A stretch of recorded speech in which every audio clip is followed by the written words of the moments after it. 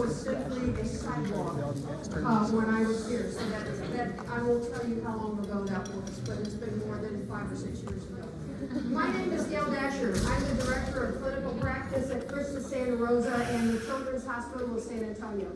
And along in that big bucket of clinical practice comes education, comes oversight of our residency program, and a lot of other stuff, but I'm excited today to be able to tell you about our residency program. I just left a group of 54 new residents that we onboarded on Monday.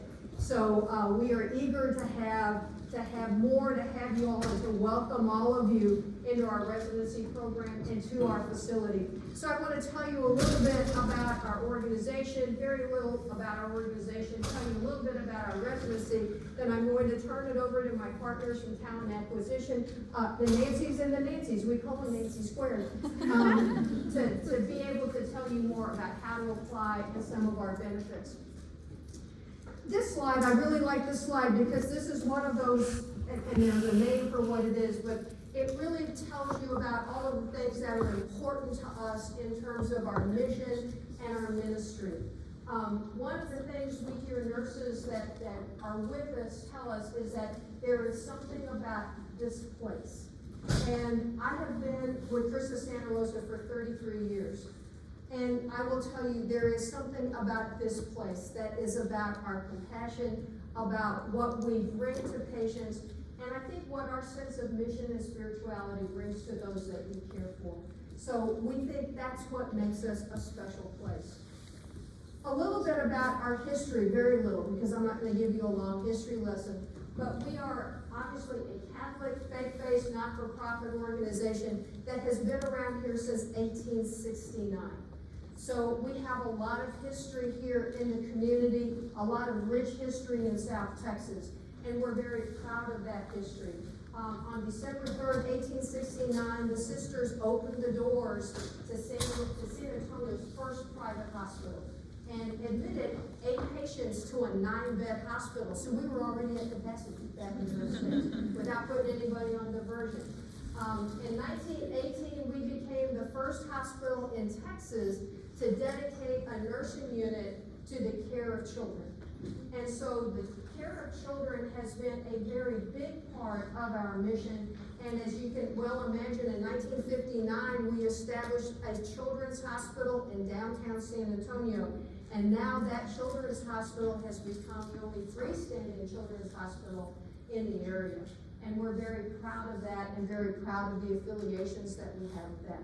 But even with our children's hospital, we have a live, robust, active adult facilities that really span across not only this community, but start making our way up I-35 to our partners in New Braunfels and San Marcos. These are all of the facilities that are under our umbrella of Christus Santa Rosa. I've already talked a little bit about the Children's Hospital, and my guess is that some of you have had clinical rotations at the Children's Hospital. Many of you may have also had rotations at our other adult facilities, which are out at Westover Hills, which is right across from SeaWorld. I like to call it Christus Santa Rosa SeaWorld. We have our hospital around the corner here in the medical center area over on Babcock. We have a facility in Alamo Heights, which is kind of a unique facility. It is a short-stay surgical hospital.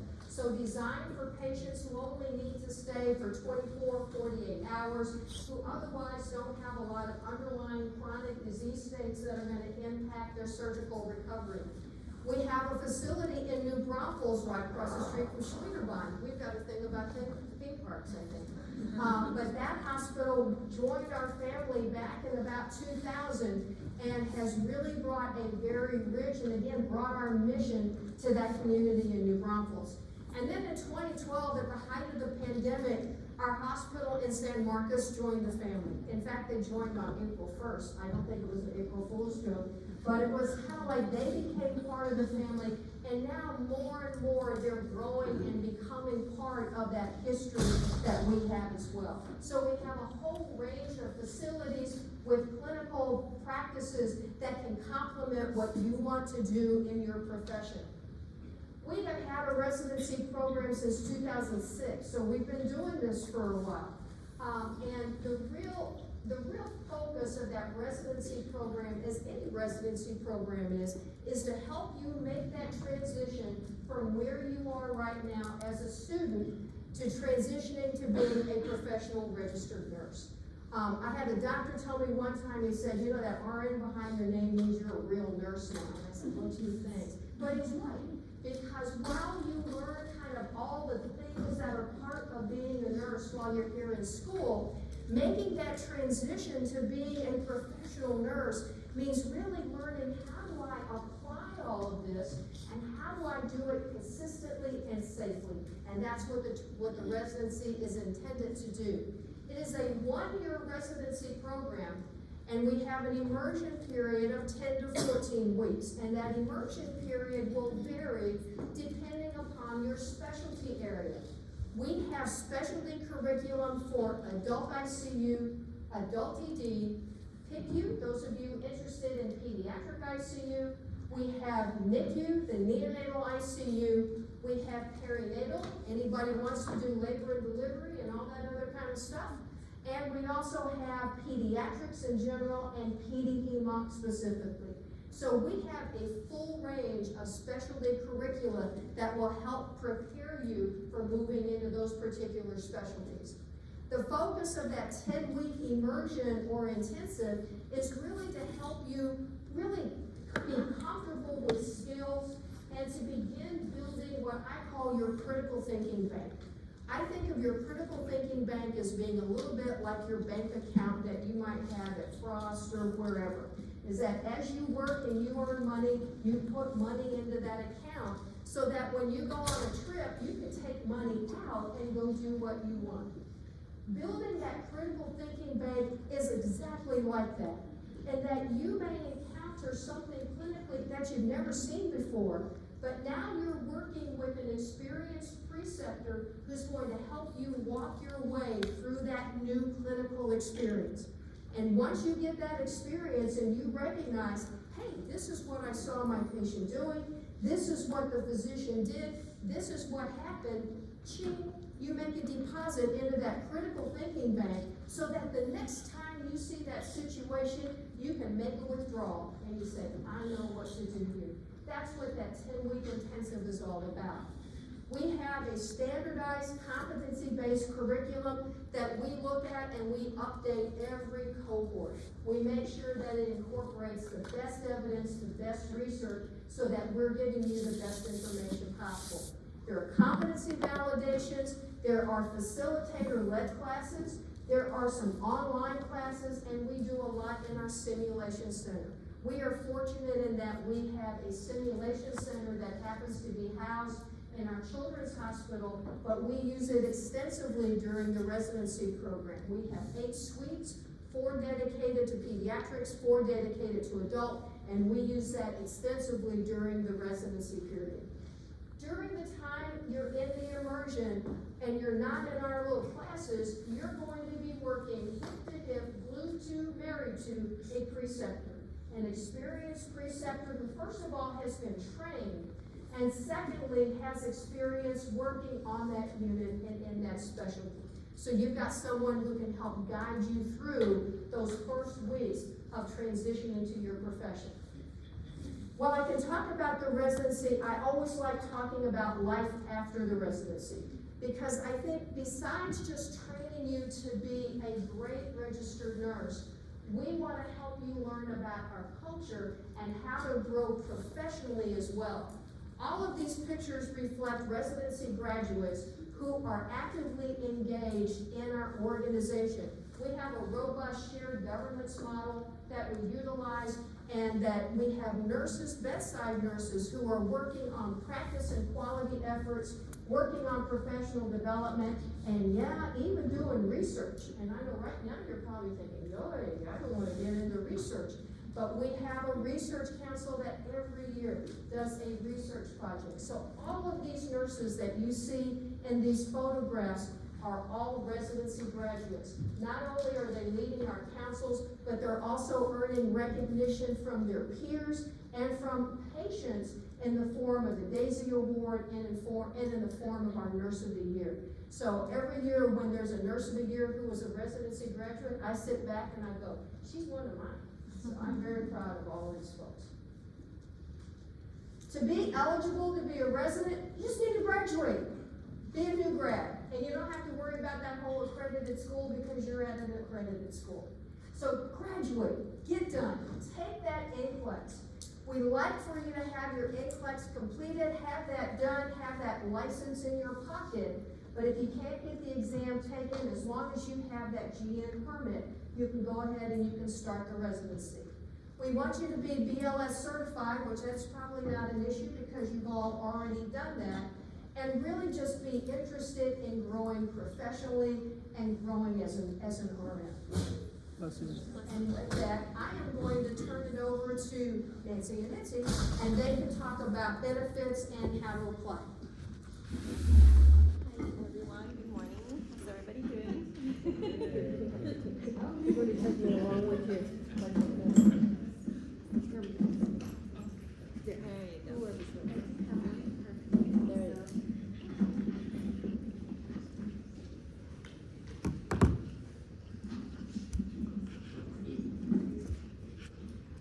Good morning, my name is Nancy Rios, and this is Nancy Reyes, so no matter what, whenever you apply to the residency program, you're always going to speak to one of us.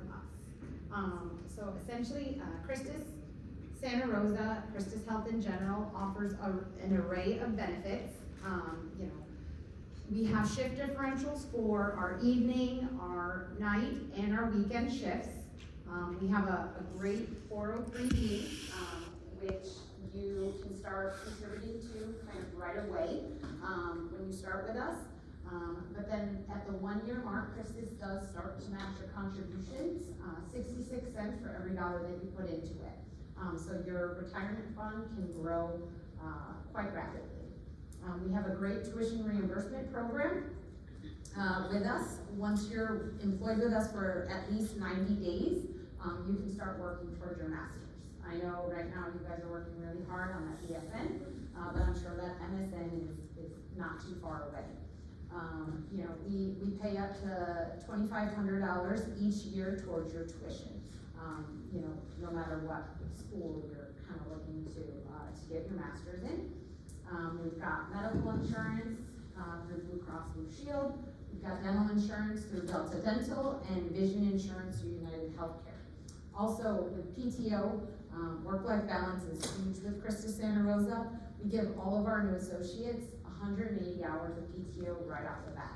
That's not something you have to earn over time. You have that bank from the very first day that you're sitting in orientation, you have that bank. And then you do have the ability to roll over up to 80 hours. And then we've got kind of some other benefits that, if you apply, you can kind of dig more into. Okay, so the application process. It's super, super easy. ChristusCareers.org will take you to the application page. There's a nurse residency tab you can click on, and you can click on nurse residency program, and you can scroll down and it'll say Christus Santa Rosa, and there's multiple locations that you can apply in. The number that you may want to write down is 107832. That's going to take you to our Christus Santa Rosa all locations, so it can be any one of our 6 hospitals you can get an offer from. And ignore the cohort start on July 5th. I forgot to change that date. We Yes, start our July cohort on July 3rd. 17th. Can't remember. So that'll give your school plenty of time to do stuff to the Texas Board of Nursing, because I know a lot of nursing graduates are going to be graduating in May, and then hopefully you'll be able to take it before the start, or, as Gail mentioned, you can start with your ATT. Okay, and so there's going to be a bunch of questions that you're going to have to answer when you apply. I think there's 7 or 8, which just confirm that you're eligible to apply, and then there's gonna be other questions that kind of, dig into what your interests are. That way we have an indication before we speak to you, kind of what you're interested in. And then there's also, you know, first and second, you know, what units you don't wanna be considered for. For this cohort, we have 82 positions. We filled approximately 20 of them, so there's still a good 60 positions available for this July cohort. And so when you are filling out that application, I do encourage, you wanna make sure that you see applications submitted. I can't tell you, there's always, every cohort, there's always a good 75 or so that never see this, and then they're like, where's my application? We won't be able to see your application until you see that application submitted, and then it goes directly over to us, and we check that date. And then we just ask, you know, you kind of give us some times that you're available, and we will work on the screen. So the interview process, so this year it's gonna be July 17th of 2023. We are gonna be hosting two new grad expo events in March. So March 1st, we're gonna be hosting it at the San Marcos facility for the New Braunfels and the San Marcos hospitals. And we have women's services positions at both of those hospitals that are currently open, if any of you are interested in that. And then your standard med-surg, IMCU, ICU, ED, and even periop. And then on March 2nd, we're gonna host one for our Westover Hills and Medical Center locations. That one we're gonna host at the Children's Hospital in our simulation lab that Gal explained, that 8-bed, or the 8-room facility. We're gonna be hosting it there. And so we will get the invitations sent out hopefully at the latest on Monday. Okay, and so I don't know. Questions? Anybody have any questions? Anything we might be able to clarify?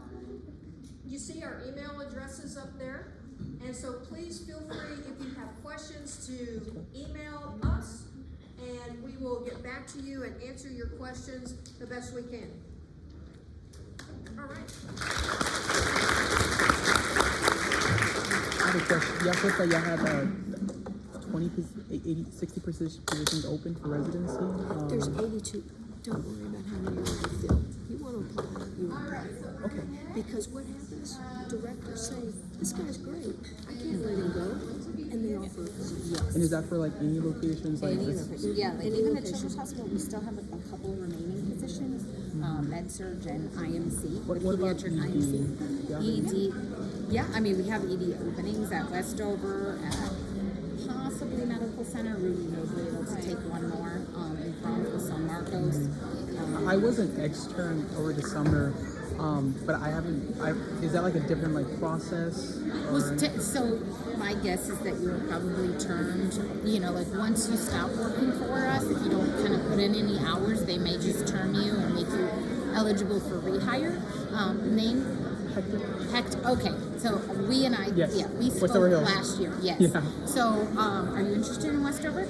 I'm actually, yeah, I really enjoyed their tour. I really enjoyed working on the unit, but I'm With the more. ED, or- I haven't had any experience in ED, but I would be interested in like working in the ED there. 'Cause Yeah, I really I mean, enjoy the hospital. Yeah, so apply again, put your application in, and so we could get you set up to interview with Carolina and Vanessa like as soon as possible.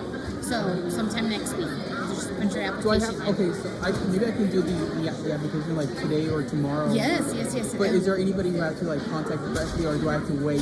Do I have to we're wait? gonna, so, We'll see your application. yeah, we'll see your application first thing Monday morning, and then we'll move you into phone screen mode, and you know, we can knock out that conversation that day if you're available. Monday's pretty empty for me, except for a couple of screens, so I could definitely squeeze you in, and we get you in front of Carolina and Vanessa. Yeah, the process is fairly quickly, you know, we set you up for an interview and the managers usually give us a response within 48 business hours. That's kind of like the time frame that we give them. So like Wednesday, if you're available to interview, Yeah. just just kind of, we work with your schedule.